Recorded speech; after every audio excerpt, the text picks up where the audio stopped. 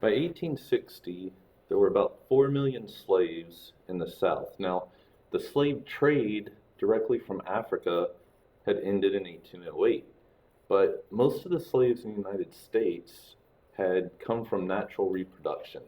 So instead of having to constantly import slaves directly from Africa, slave families were actually encouraged in the United States.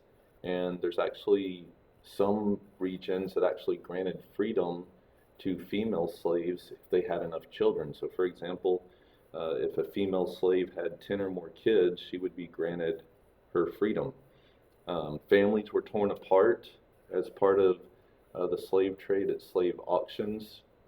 When we look at the conditions for the slaves, most worked in agriculture, and conditions for slaves varied from region to region and from master to master.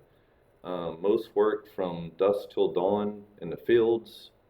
They had no civil or political rights other than protection from things like arbitrary murder. Most lived on large plantations. As I said, some of these plantations were huge with hundreds of slaves and developed kind of their own distinctive slave cultures. Slave marriages were common.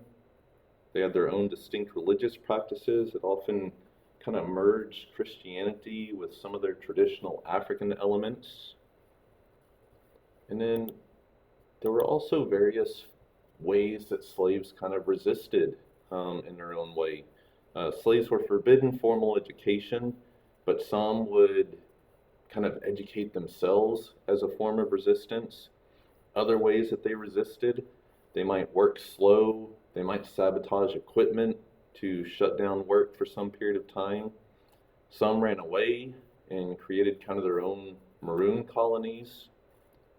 And there were even a couple examples of slave rebellions. One of the most famous was a slave rebellion in Virginia led by Gabriel. He was eventually put down and hung pretty much all those involved. And any kind of slave rebellion was dealt with very harshly. Nat Turner was a black preacher who led a famous uprising in Virginia as well. Killed about 60 people until eventually they were captured and put down.